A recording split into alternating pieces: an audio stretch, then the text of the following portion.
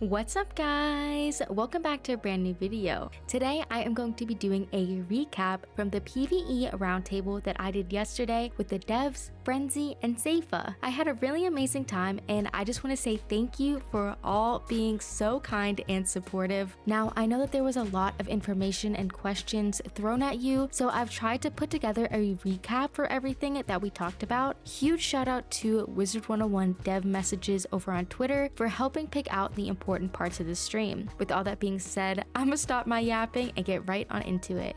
Alright, so the first question that we asked was, are there any plans to create a way to make it easier for lower level wizards to quote-unquote catch up to maxes? And Stormbringer responded with, this is related to gear acquisition. We know a lot of players were used to going to the bazaar every 10 levels to get gear, and that kind of broke down around Ark 2, where it moved to crafting gear, and it completely broke down in Ark 3, where to get the top tier gear, you have to go to bosses to farm. We were planning to go back and make some of the previous boss only tier 2 sets auctionable, like we did with Cabal gear. We were discussing the idea of a level squish, which is pretty common in MMOs. Our game does present certain challenges with that because the game is very story driven. It did come up and we have started discussing it, but we don't have any solutions quite yet. The second question that was asked was, are there plans to expand on feed to pet to give better rewards when feeding gear? And Cam responded with, you get more out of your items by going to the bazaar and selling it. That's the preferred method of selling. Feed to pet is a way to do it straight from your inventory, and it can give you things helpful specifically for pets. But I don't know if we tied that into the gear pity systems. I think the pity system we have in Wallaroo is pretty good.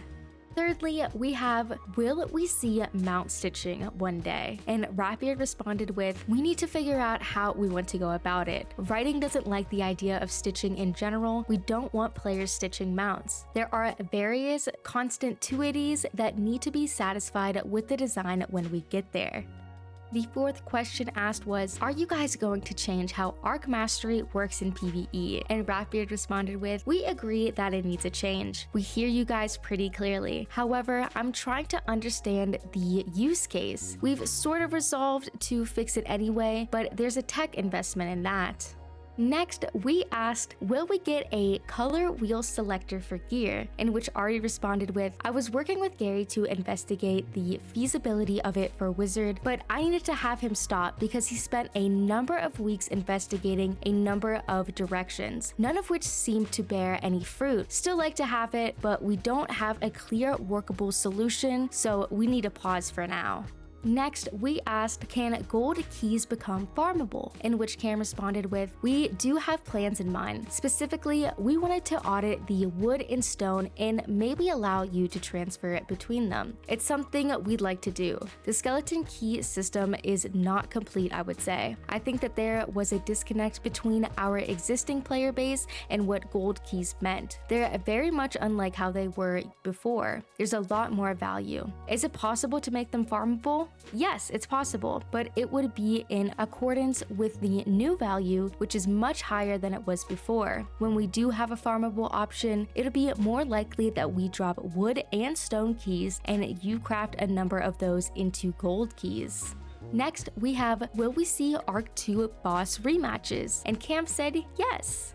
Next, we have the devs talking about Rochambeau in general, in which they had to say, Rochambeau communicates what we're attempting to do, which is essentially strengthen the identity of school magic and then give players information to diagnose an encounter before you get into it. So you can see this is a storm boss, and because I understand the magic wheel, I know it may work against overtimes, so I'll pack some things that lets me leverage its blades for my advantage. Rapier stated, already has expressed frustration before that players didn't like the magic wheel but did like boss cheats. Is having a collection of random cheats where you have to lose to it a few times or look at the wiki really a better experience than having the bosses behave in ways that are predictable according to the magic wheel? And Artie said, it won't be absolutely predictable. It shouldn't be. As we populate the wheel with new effects, there's going to be more possibilities on what you are going to encounter. Don't think that this means that bosses with out there or unique mechanics are going to go away. I still plan to make combats that are outside of that, and I know Calamity probably does as well. And Artie also stated, I think Rochambeau leads to confusion because I don't know how many people are aware that Wizard has always had the magic wheel. We didn't make it up, we were just trying to revive it. But yeah guys, I tried to make this recap as short and precise as possible so that you can just get straight to the points that we covered yesterday. But yeah guys, that is going to be it for me. I love you guys so much. Thank you so much for watching, and I'll see you guys in the next one. Bye!